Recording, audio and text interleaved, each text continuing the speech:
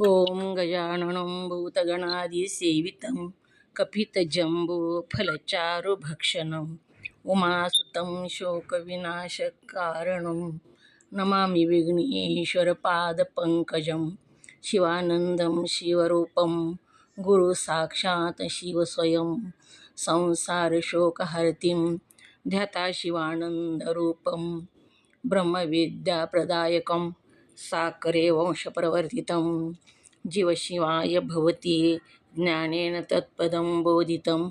जय मंगलम जय नमः पार्वतीपते शिव हर हर महादेव।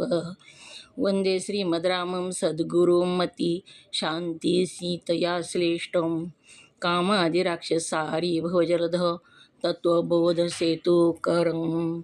ओम तत्सत प्रब्रह्मणे नमः। संत शिरोमणी मन्मथ स्वामी महाराज की जय। सद्गुरु सिद्धारूढ स्वामींच्या चरणी वंदन करून श्रोत्रिय ब्रह्मनिष्ठ सद्गुरू शिवानंद स्वामी परभणीकर माझ्या हृदयामध्ये स्थापित करून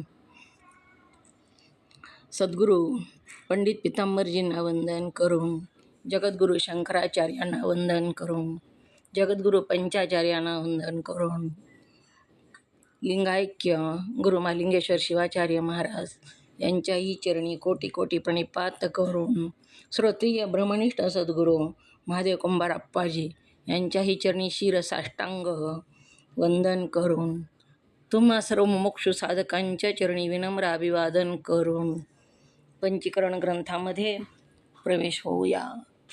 पंचीकरण ग्रंथाचं पान नंबर 162 काढा। अस्ति भ्रमिती श्लोक बघायचा आपल्याला।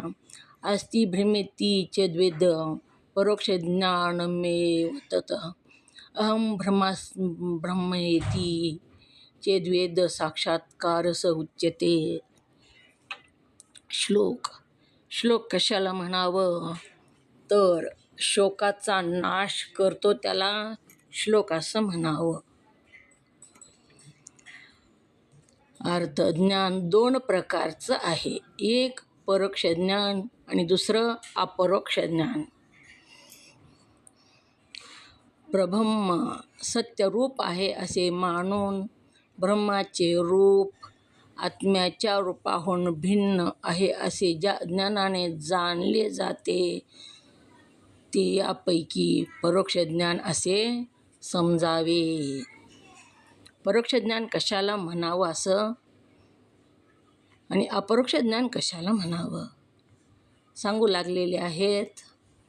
ज्ञान किती प्रकारचं तर ज्ञान दोन प्रकारचं, परोक्ष ब्रह्मज्ञान आणि अपरोक्ष ब्रह्मज्ञान। परब्रह्म सत्यरूप आहे। परब्रह्म कसं आहे?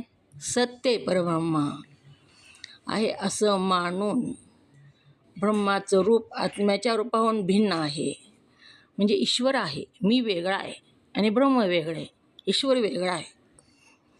सत्य तो, परंतु कसा आहे?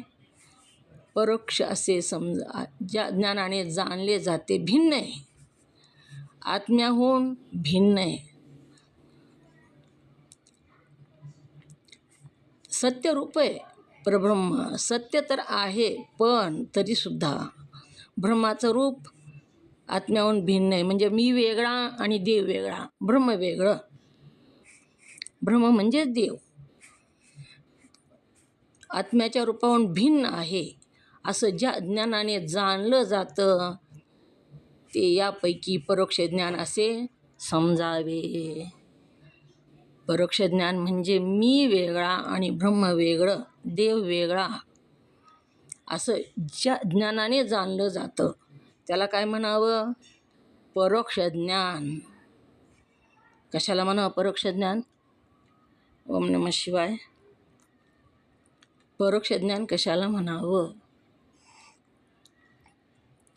बोला मंगेताई। मंगेताई ओम नमः शिवाय। परोक्ष ज्ञान कशाला म्हणायचं तर ब्रह्म वेगळे आणि मी आत्मा, ब्रह्मरूप वेगळं आणि मी आत्मा आत्मारूप भिन्न आहे असं समजणे त्याला परोक्ष ज्ञान। ज्ञान किती प्रकारचं आहे? दोन प्रकारचे. कोणतं कोणतं? एक परोक्ष ज्ञान आणि एक अपरोक्ष ज्ञान. हां, ओम नमः शिवाय, बरोबर आलं. परोक्ष ज्ञान म्हणजे ब्रह्माचे रूप आत्म्याच्या रूपाहून भिन्न आहे असे ज्या ज्ञानाने जाणले जाते. ज्या ज्ञानानं जाणलं जातं त्याला परोक्ष ज्ञान असं समजावं आणि निर्विकल्प ब्रह्म आपणच आहो अशा प्रकारचा अनुभव होऊन ब्रह्म आणि आत्मा याच्यात बिलकुल भेद नसून ती दोनही एकच आहेत. ज्या ज्ञानाने जाणलं जातं ते यापैकी अपरोक्ष ज्ञान आहे. त्यात साक्षात्कार म्हणतात. अपरोक्ष ज्ञान, मी आणि ब्रह्म वेगळं नाही तर एकच आहे, मीच ब्रह्म आहे असं नुसतं जाणायचं नाही तर ती दृढ व्हायला पाहिजे. याच्यात बिलकुल भेद नाही, एकच आहे, थोडासुद्धा भेद नाही. ती दोनही एकच आहेत असे ज्या ज्ञानाने जाणले जाते त्यापैकी अपरोक्ष ज्ञान आहे. यालाच साक्षात्कार म्हणतात. अपरोक्ष ज्ञान कशाला म्हणावं? हँड करा. अपरोक्ष ज्ञान कशाला म्हणावं? नंदा काकी सांगू का ताई? सांगू का? हां, सांगा. सांगा, बोला. अपरोक्ष ज्ञान सच्चिदानंद रूप आत्मा मीच आहे असा मनाचा दृढ निश्चय यालाच अपरोक्ष ज्ञान म्हणावे. आणि परोक्ष ज्ञान कशाला म्हणावं?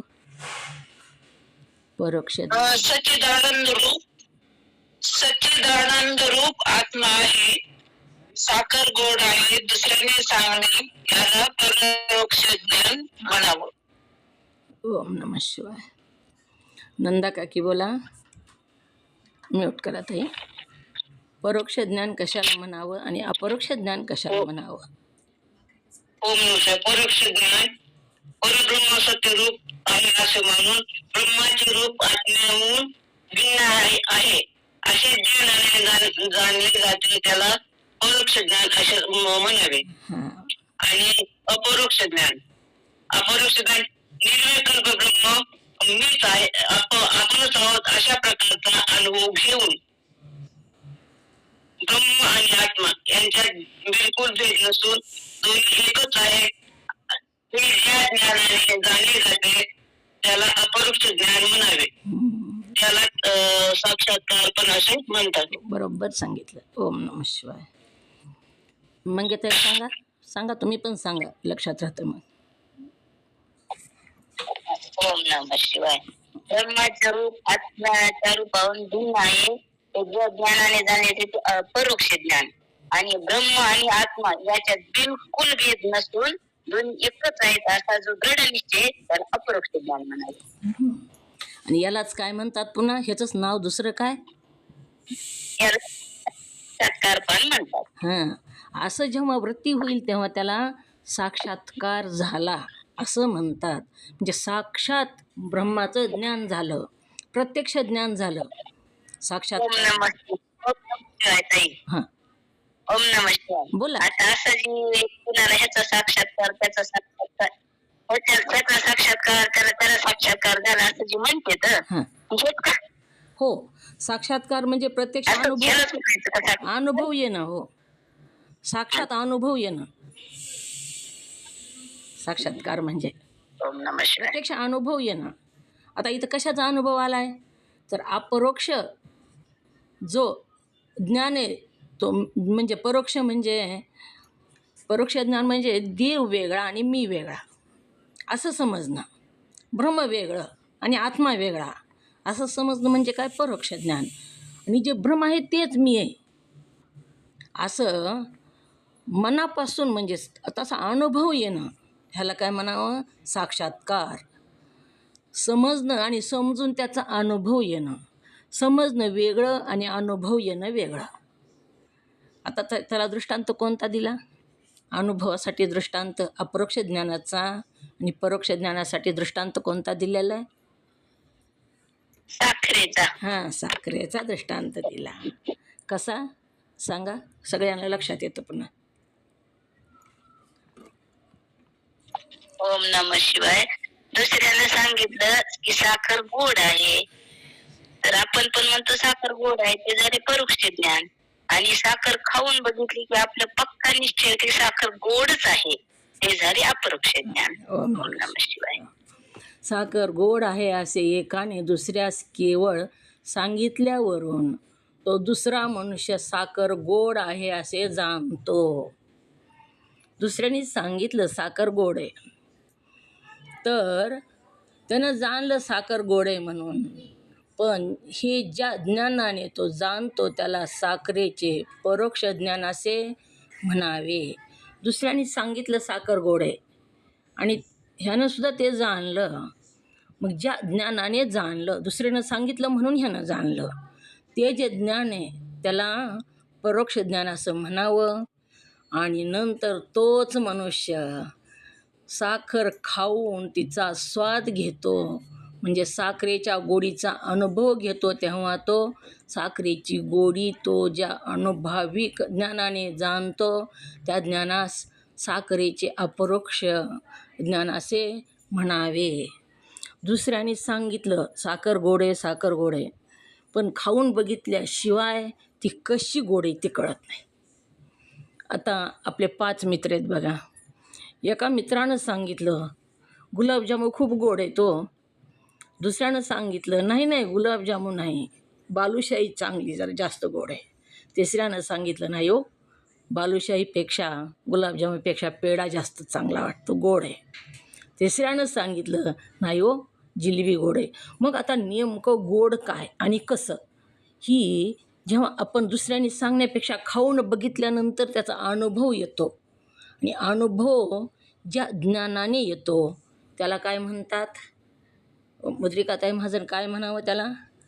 ज्या ज्ञानाने अनुभव येतो त्याला कोणतं ज्ञान म्हणावं? अपरोक्ष ज्ञान. अपरोक्ष ज्ञान म्हणावं. अनुभव येणं म्हणजे अपरोक्ष ज्ञान. आणि जिलेबी गोड आहे हे दुसऱ्याने सांगितलं म्हणजे कोणतं ज्ञान?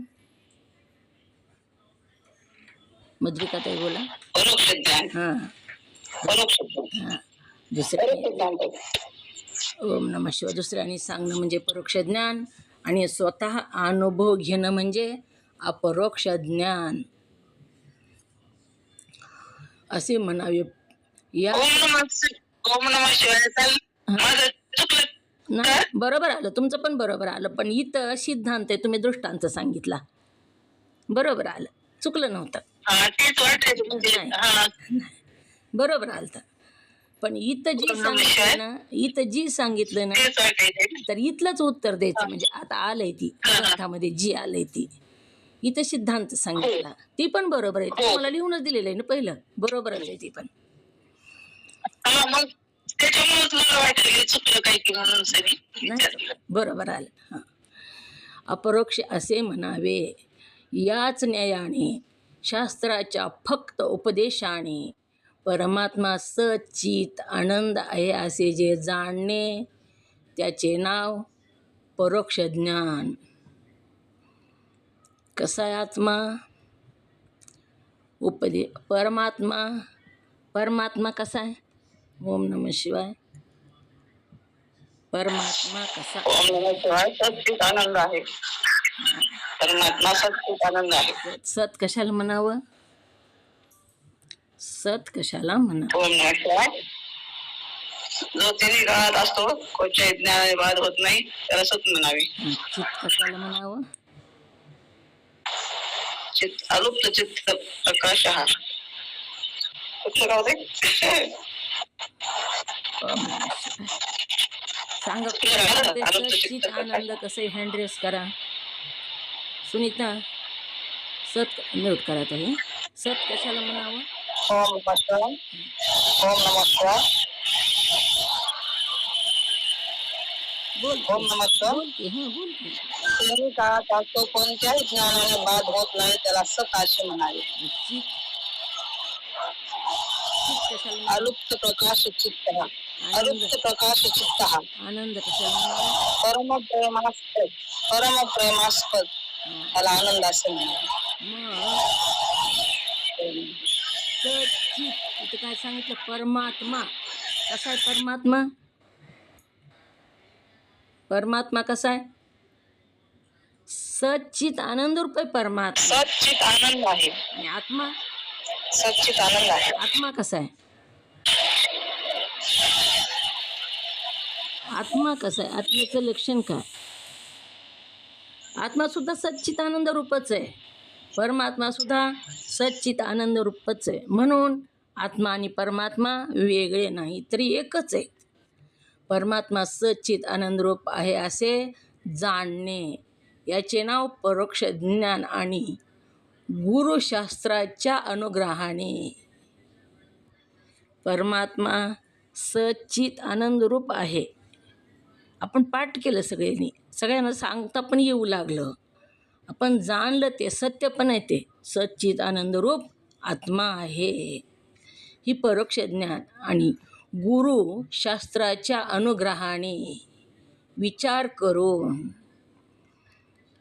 गुरुचा आणि शास्त्राचा अनुग्रह म्हणजे कृपा. अनुग्रह म्हणजे कृपा प्राप्त करून घेणे. असं सद्गुरूचा सेवा करून सद्गुरूने ज्ञान दिलं आपल्याला. ते ज्ञान आपल्याला प्राप्त झालं म्हणजे काय झाला? सद्गुरूचा अनुग्रह झाला. सद्गुरूकडं जी ज्ञान होतं, शक्ती होती, ती त्यांनी आपल्याला दिली. ती शक्तिपात झाला म्हणजे आपल्याला ते मिळालं. तेव्हा काय झालं?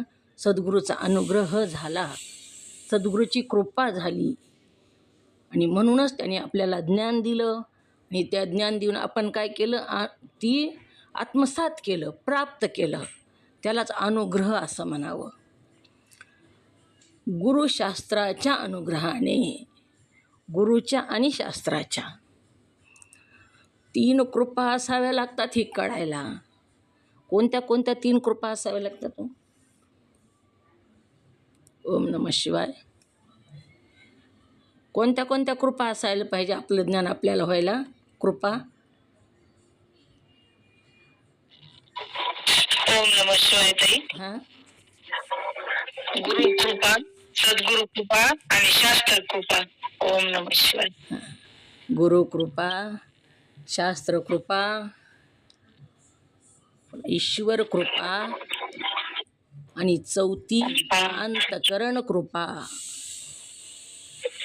अंतकरणाची सुद्धा कृपा असावी लागते.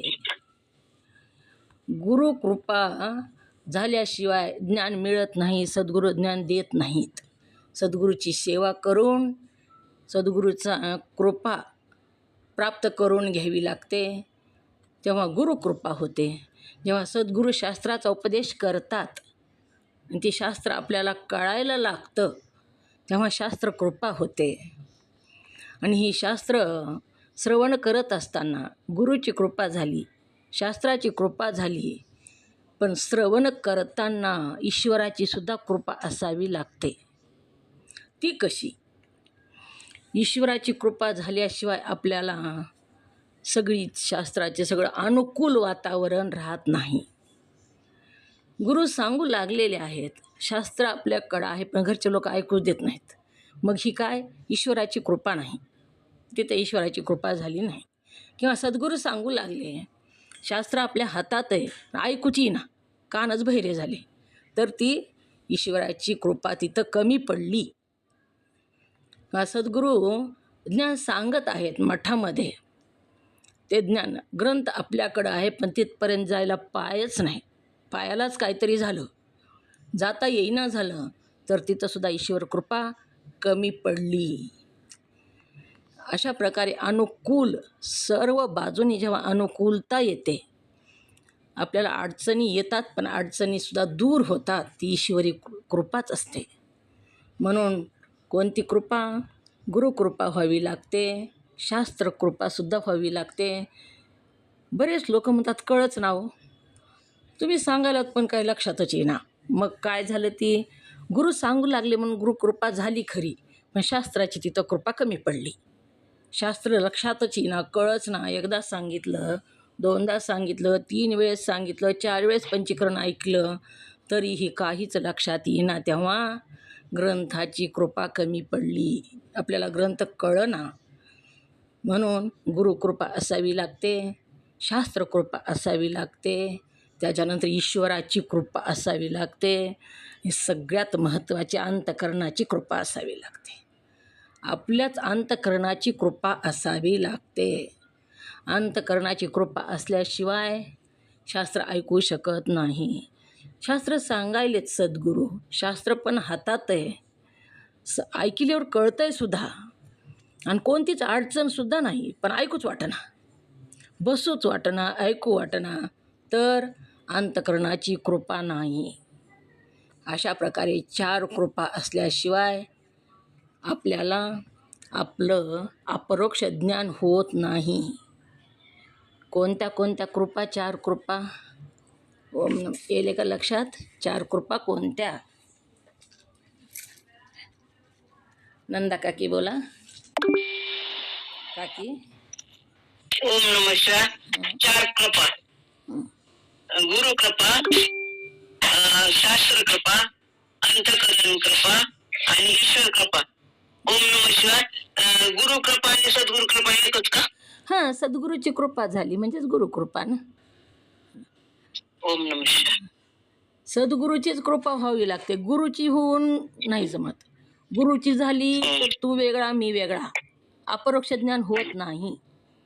द्वैतवादी गुरु जर मिळाले, देव मोठा तू लहान, देव सर्वज्ञ तू अल्पज्ञ, देव सगळं सृष्टी निर्माण करतो, देवामध्ये किती शक्ती आहे, तुझ्यामध्ये काही शक्ती नाही. तुला ईश्वर सगळी सृष्टी निर्माण करतो, तुला एक ज्वारीचा दाणासुद्धा तुला निर्माण करता येत नाही, तू कसा देव असू शकशील?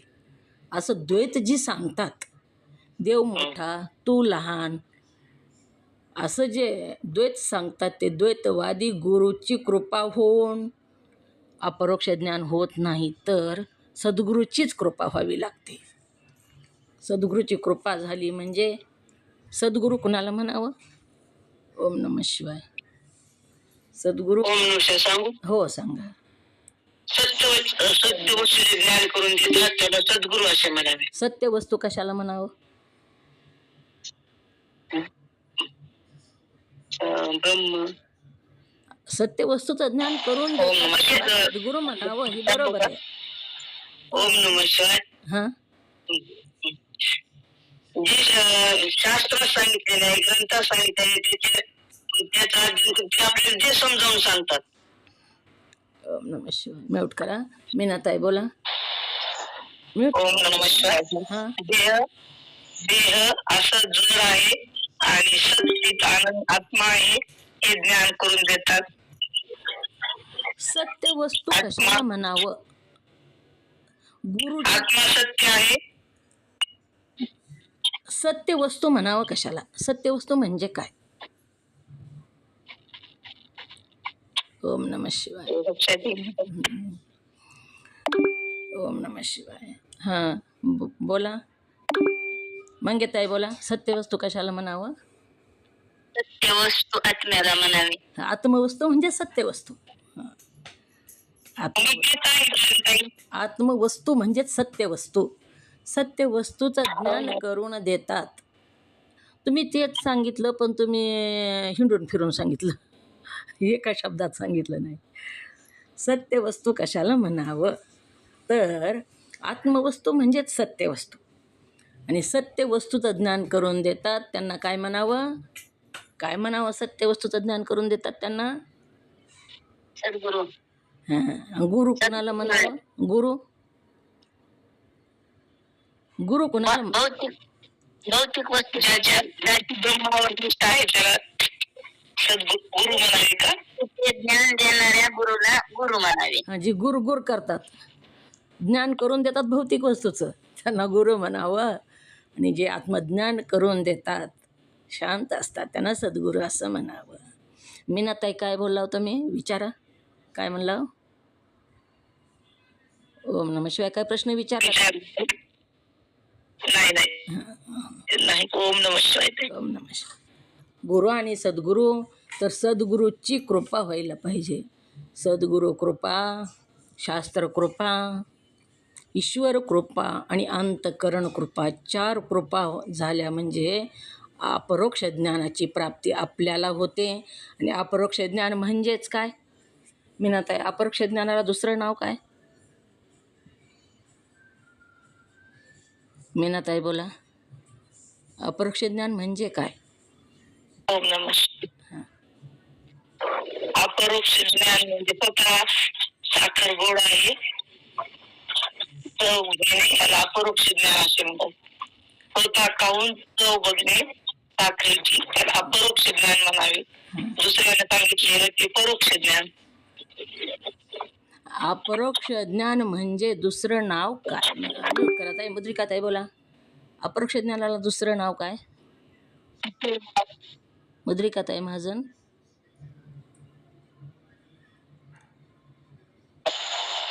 ओम नमः शिवाय. बोल. काय करायचं? ओम नमः शिवाय बोल. अपरोक्ष ज्ञानाला दुसरं नाव आहे साक्षात्कार. हां, अपरोक्ष ज्ञान म्हणजे ओम साक्षात्कार, नमः शिवाय. प्रत्यक्ष साक्षात्कार.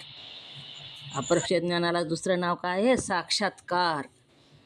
अपरोक्ष ज्ञानाची व्याख्या बरोबर सांगितली मीनाताई तुम्ही, परंतु अपरोक्ष ज्ञानाला दुसरं नाव साक्षात्कार आहे. अपरोक्ष ज्ञान होणं म्हणजेच साक्षात्कार होणं. सांगायला ती लक्षातच नाही ना तेवढा पॅरेग्राफ. हा कारण द्यायचा. सुरुवातीला आला नव्हता, आता पण विचारलं मी, आलात का पहिलं सांगण्यासाठी? ह्याच्यात रेकॉर्डिंग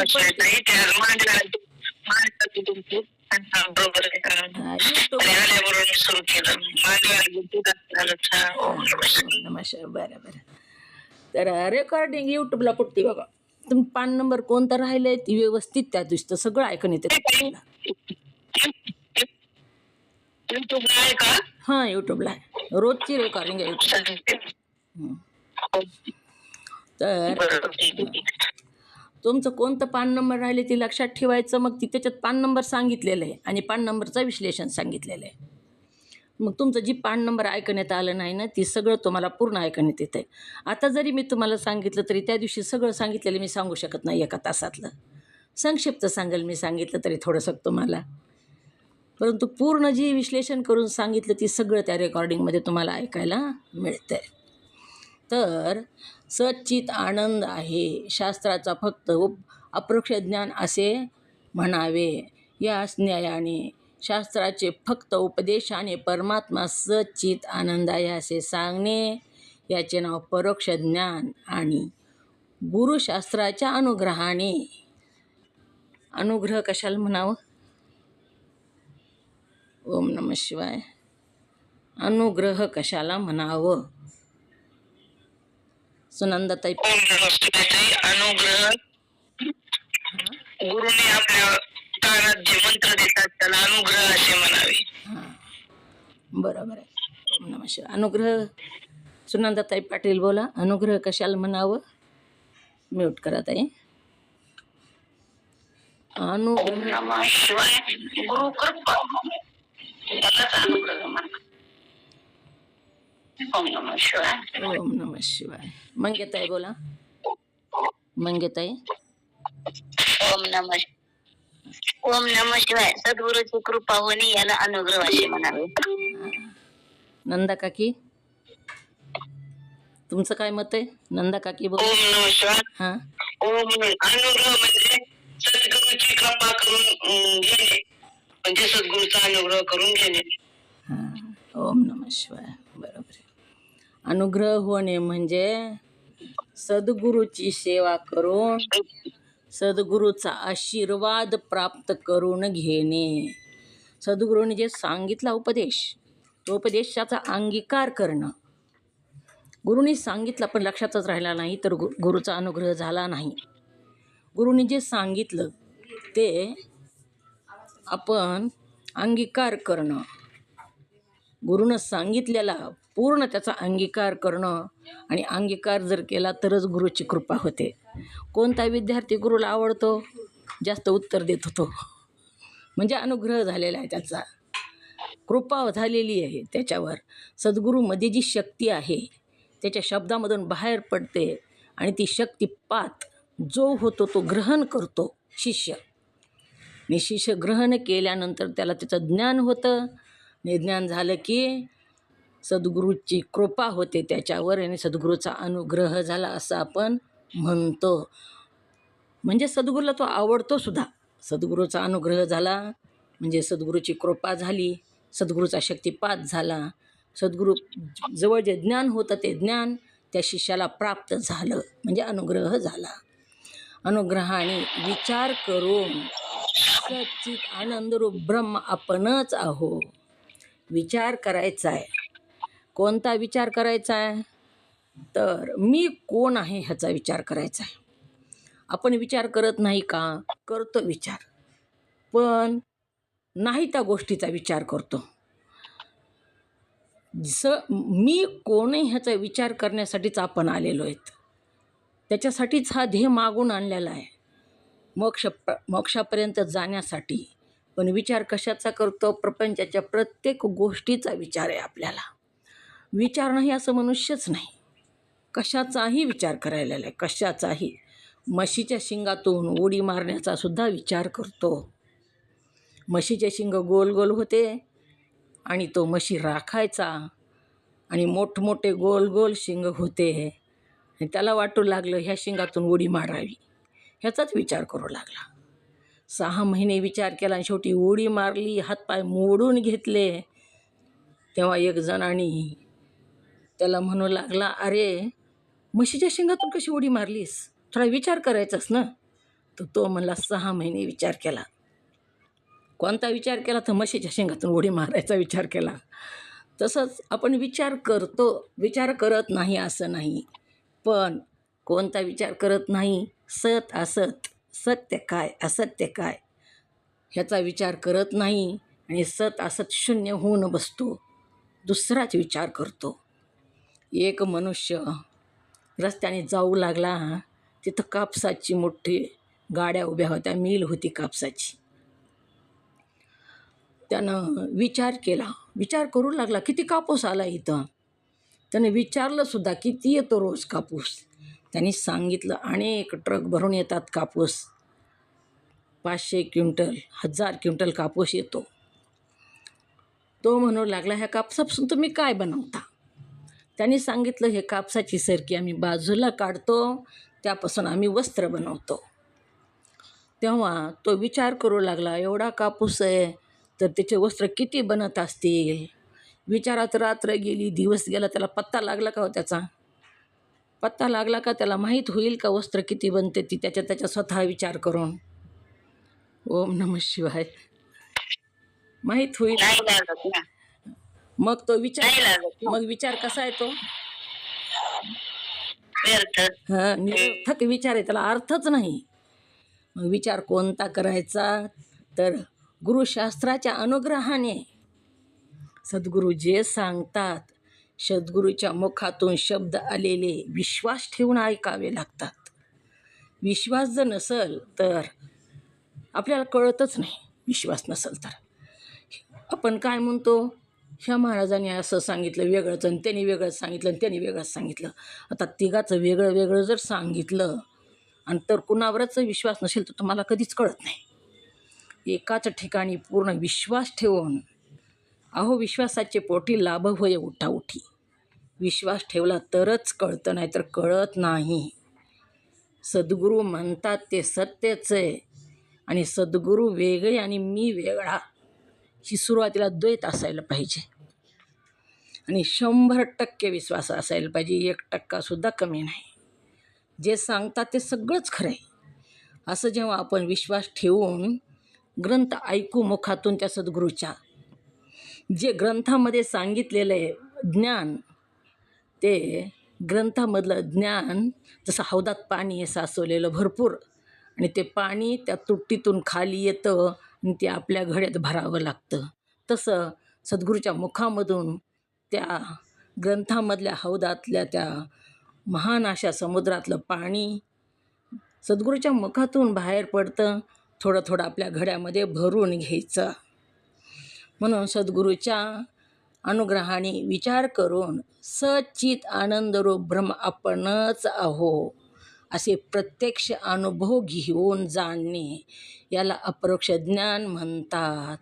नुसतं ऐकणे नाही, अनुभव घेणे आणि अनुभव घेऊन जाणणे. आपण जर अनुभव घेतला तर जास्त शास्त्र ऐकण्याची सुद्धा गरज नाही बघा, काहीच ऐकण्याची गरज नाही. ही एवढं विश्लेषण करून का सांगत आहेत? तर आपला विश्वास नाही आणि आपल्याला अनुभव येत नाही, म्हणून इतक्या खोल जायचे आणि एक एक एक 82 तत्व बाजूला काढायचेत. उरलेलं जी तत्व आहेत ती कोण आहे? ती अनारोपित को तत्व कहिये, ज्याला कोणताच आरोप नाही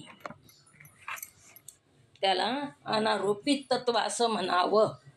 कोणताच आरोप नाही, अनारोपित को तत्व कहिये. आरोपित तत्व पंचमहाभूताचे जे तत्व आहेत ते आरोपित तत्व आहेत.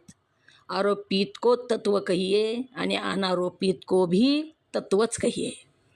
आरोपित तत्व पंचमहाभूताचे ही जी तत्व आहेत 82 तत्व ही आरोपित तत्व आहेत आणि आत्मतत्व जे आहे ते अनारोपित तत्व आहे.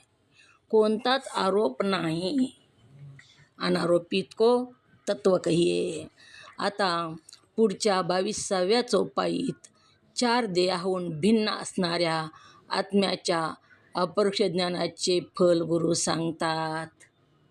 पुढे काय सांगतात? आता पुढच्या 22व्या चौपाईमध्ये 4 ध्येयाहून भिन्न. 4 ध्येय कोणते? ओम नमः शिवाय. 4 ध्येय लक्षात आहेत का कोणते? मीनाताई बोला.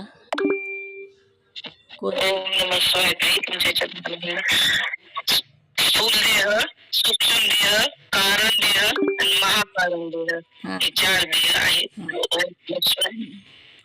मग आता काय सांगितलं पुढच्या 22व्या चौपाईमध्ये? 4 देहाहून भिन्न असणाऱ्या आत्म्याच्या अपरोक्ष ज्ञानाचे फल गुरु सांगतात. ही 4 जी ध्येय आहेत, स्थूल देह. स्थूल देह कशाला म्हणावं? हँडरेस करा. स्थूल देह कशाला म्हणावं? नंदा काकी बोला. स्थूल देह कशाला म्हणावं? सांगू का? ओम नमः शिवाय. जो हात ओम नमः शिवाय. स्थूल देह कशाला म्हणावे? जो हाताला लागतो, डोळ्याला दिसतो त्याला स्थूल देह असे म्हणावे. सूक्ष्म देह कशाला म्हणावे? डोळ्याला दिसत नाही आणि हाताला लागत नाही त्याला सूक्ष्म देह असे म्हणावे. कारण देह कशाला म्हणावे? तो अज्ञान, स्थूल आणि सूक्ष्म या दोन्हीच्या कारणाने कारण देह आहे आणि तो अज्ञान आहे. दोन्हीच्या कारणाने आला का? कारण देहच येतो त्याचं कारण स्थूल देह आणि सूक्ष्म याचे कारण देह का? ओम नमः शिवाय. सांगू कोण म्हणलं? मी सांगू का? बोला. कारण देह कशाला म्हणावे? सुनंदाताई पाटील बोला. मी सांगू का म्हणलात ना? आता बोला. कारण देह कशाला म्हणावे? अज्ञानालाच कारण देह म्हणावे. अज्ञानालाच कारण देह. महाकारण देह कशाला म्हणावे? आत्म्यालाच महाकारण देह म्हणावे. आपल्या स्वरूपालाच नाही. महाकारण देह कशाला म्हणावे? मंगेताई बोला. महाकारण देह कशाला म्हणावे?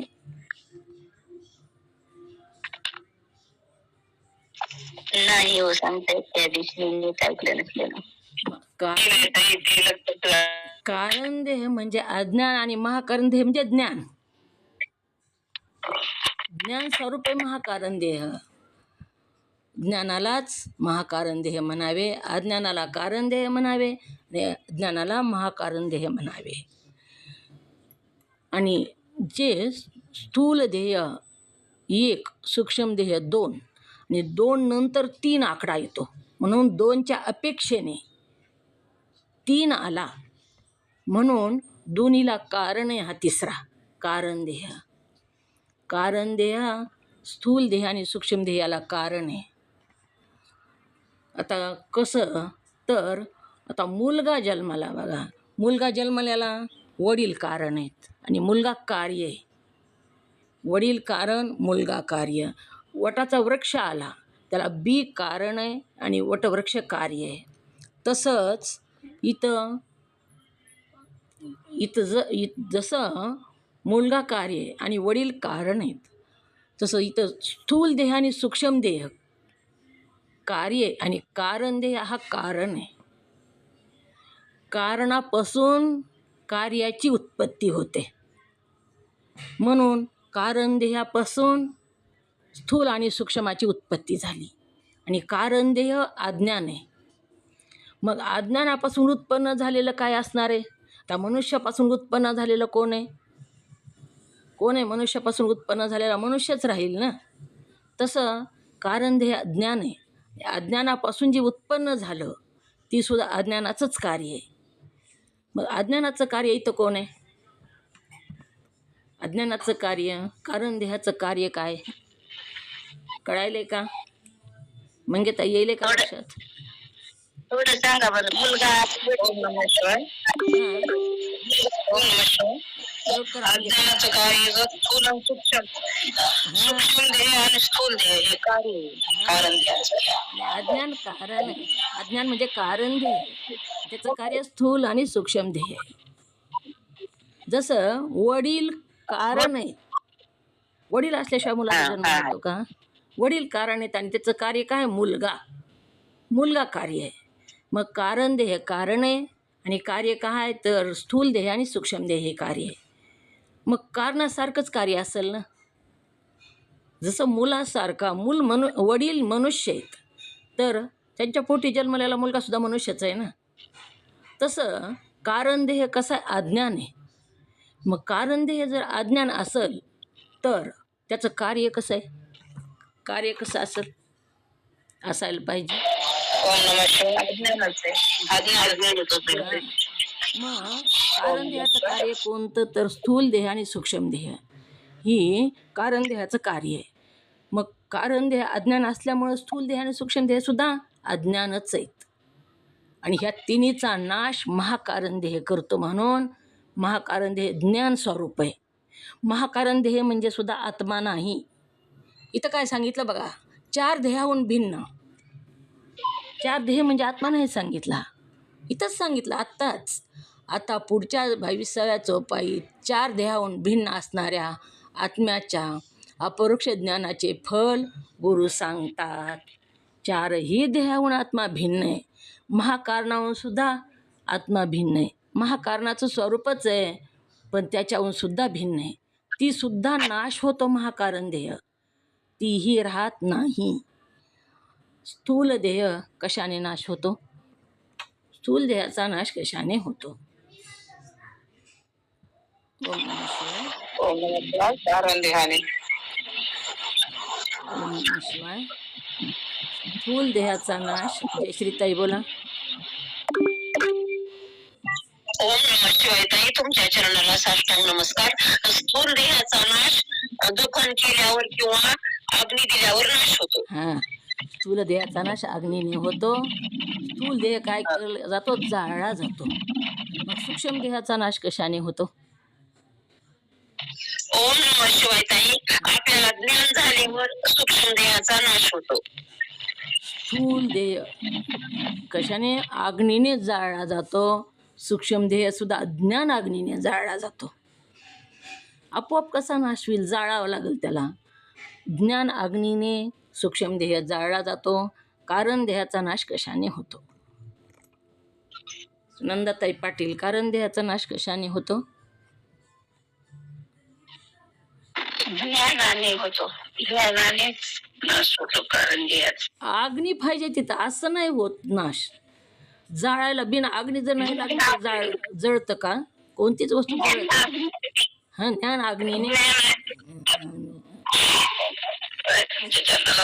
ओम नमः शिवाय. स्थूल देहाचा नाश. स्थूल देह काय करतात? अग्नी पेटवतात, अग्नीमध्ये त्याचा नाश होतो. सूक्ष्म देहाचा ज्ञान प्राप्त झालं, ज्ञान अग्नीने सूक्ष्म देहाचा पण नाश झाला, बाद झाला. आणि कारण देह म्हणजे अज्ञान. अज्ञानाचा सुद्धा ज्ञान अग्नीनेच नाश होतो. अज्ञान आहे तर ज्ञान प्राप्त झाल्यावर अज्ञान राहतं का? तर राहत नाही. म्हणून सूक्ष्म देहाचा आणि कारण देहाचा सुद्धा नाश ज्ञान अग्नीने होतो. ज्ञान अग्नी म्हणजेच महाकारण देह. तिन्ही देहाचा नाश महाकारण देह करतो. येईल का लक्षात? ओम नमः शिवाय. सुनंदाताई पाटील काकू बोला बरं, स्थूल देहाचा नाश कशाने होतो? काकू पाटील काकू बोला.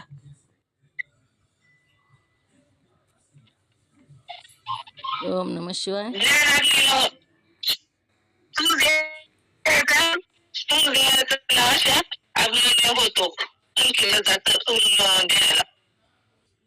ओम नमः. काय केलं जातं?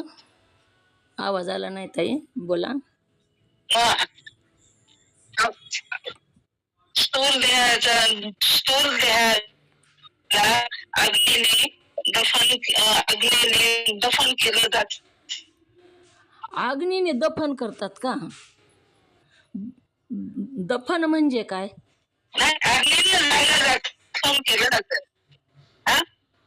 ओम नमः शिवाय. काय विचारलं? मीनाताई बोला. स्थूल देहाचा नाश कशाने होतो? म्यूट करा ताई. ऐका तुम्ही आता. स्थूल देहाचा नाश अग्नीने दफन केल्यानं होतो. स्थूल देह जाळला तरच त्याची राख होते, नाश होतो. दफन केल्यानं पण पण स्थूल देह अग्नीने जाळला जातो. आणि सूक्ष्म देह कशाने जाळला जातो? सूक्ष्म देह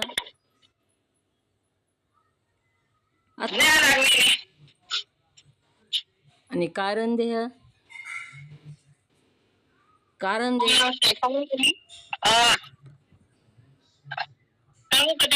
हो सांगा. काकू म्यूट करा सर. कोण अज्ञान अग्नीने जाळला जातो? कोणता देह? आणि स्थूल देह कशाने जाळला जातो? हा. आणि कारण देह? हा बरोबर आहे. स्थूल देह अग्नीने जाळला जातो. सूक्ष्म देह सुद्धा ज्ञान अग्नीने जाळला जातो. आणि कारण देह सुद्धा ज्ञान अग्नीनेच जाळला जातो. सूक्ष्म देह आणि कारण देह ज्ञान झालं की जाळला जातो. कारण हे अज्ञानच आहे. अंधाऱ्या खोलीमध्ये दिवा आणला की काय झालं? अज्ञान, अंधार निघून गेला. तसं आपण अज्ञानी आहेत. आपल्याला ज्ञान प्राप्त झालं की अज्ञान राहतं का? अज्ञान निघून जातं. म्हणून ज्ञान अग्नीने कारण देह जाळला जातो. सूक्ष्म देह आणि कारण देह. आणि ज्ञान अग्नी म्हणजेच महाकारण देह आहे. महाकारण देह या तिन्ही देहाचा नाश करतो. यालाच महाकारण देह असं म्हणतात. मीनाताई तुमचा प्रश्न काय होता रात्रीचा? विचारा आता. ओम नमः शिवाय. रात्री तुम्ही प्रश्न विचारला ते सांगा, कोणता प्रश्न होता? ओम नमः शिवाय. तुझी अवस्था विचारायचं होतं. 8 अवस्था तुम्हाला महाकारण देहाच्या तुम्ही विचारलेल्या होत्या. तर चौपाई बघा, चौपाईमध्ये 8 ही अवस्था आहेत. तुरिया अवस्था 1, मूर्धमी स्थान 2, परावाचा 3, आनंद अवभास भोग 4, इच्छाशक्ती 5, सत्वगुण 6, अर्धमात्रा 7 आणि प्रत्येगात्मा 8. ही 8 तत्व तुम्ही रात्री मला विचारलं होतं. 8 तत्व कोणते महाकारण देहाचे? मला काही कळालं नाही. तर ही 8 तत्व आहेत. चौपाई क्रमांक 20 त्याच्यामध्ये खुणा करून घ्या. पहिलं तुरिया अवस्था, दुसरं मूर्धमी स्थान, तिसरं परावाचा, 4 आनंद अवभास भोग, 5 इच्छाशक्ती, 6 सत्वगुण, 7 अर्धमात्रा आणि 8 प्रत्येगात्मा अभिमान. या 8 तत्व महाकारण देहाचे आहेत. आपला वेळ झालेला आहे. झालेली सेवा सद्गुरूंच्या चरणी समर्पित, तुम्हा सर्व मुमुक्षु साधकांच्या चरणी समर्पित करून सेवेला पूर्णविराम. जे योग्य मुखातून शब्द बाहेर पडले ते सद्गुरू माऊलीचे. जे काही वाणीतून अयोग्य शब्द बाहेर पडले असतील ती वाणीचा दोष झालेली सेवा सर्वांच्या चरणी समर्पित करून सेवेला पूर्णविराम. ओम नमः शिवाय.